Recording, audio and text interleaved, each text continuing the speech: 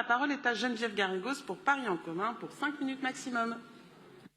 La mer, mes chers collègues, entre Maroc et Sénégal, sur une côte de plus de 800 km, balayée par l'écume des vagues d'un océan s'échouant avec fureur, à la naissance de dunes qui font se perdre dans l'infini du Sahara, en 1958 fut posée la première pierre d'une ville nouvelle appelée Nouakchott. Au début du XXe siècle, ce poste militaire où Saint-Exupéry posait l'avion de l'aéropostale était, selon lui, aussi isolé que de toute vie qu'un îlot perdu en mer. Aujourd'hui capitale de la Mauritanie, cet îlot concentre plus d'un quart de la population du pays, soit plus d'1,2 million personnes, vivant aux portes du désert, confrontées à des chaleurs extrêmes. Atteindre 40 degrés n'est plus exceptionnel et à des pluies trop rares, en moyenne 15 jours par an. Un contexte hostile où les difficultés d'approvisionnement alimentaire n'ont fait que s'accentuer ces dernières années. Certes, la pêche est toujours abondante et si vous en avez l'opportunité, je ne peux que vous inviter à vous rendre sur la plage des pêcheurs en fin d'après-midi pour admirer les bateaux de pêche colorés échoués sous le sable et les poissons vendus à la criée. Avec les couleurs du soleil couchant, l'effet est garanti. Il n'en est pas de même de la production agricole et vivrière qui nourrit à peine la moitié de la population du pays, directement impactée par le réchauffement climatique dans un pays du Sahel exposé à la sécheresse, au déficit pluviométrique et aux fortes inondations. La très forte dépendance agricole de la Mauritanie vis-à-vis des pays voisins s'est encore aggravée ces 3 dernières années avec la crise du Covid et la guerre en Ukraine, et les prix des produits importés sont en forte augmentation.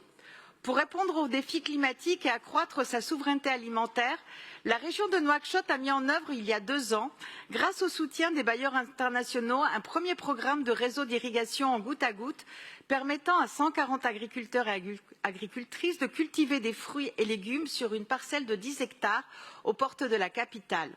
La ville s'appuie sur cette première expérience pour la répliquer aujourd'hui dans la zone plus vaste.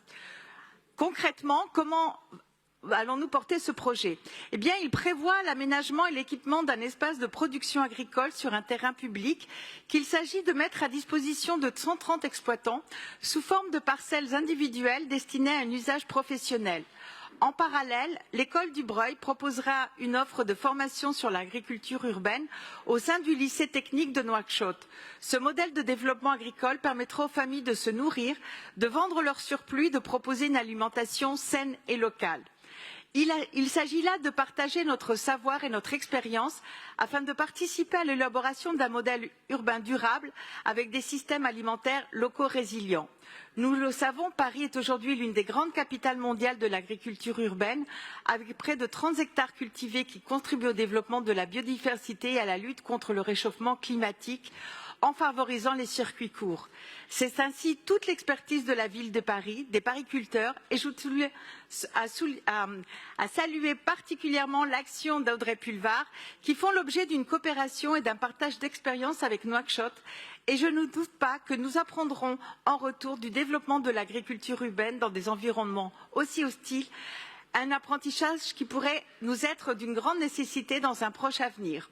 Chers collègues, pour conclure, je vous appelle à voter pour cette délibération et je me réjouis qu'avec ce projet d'agriculture urbaine, nous contribuions à faire de l'îlot perdu dans mer de Saint-Exupéry une oasis aux portes du désert. Je vous remercie.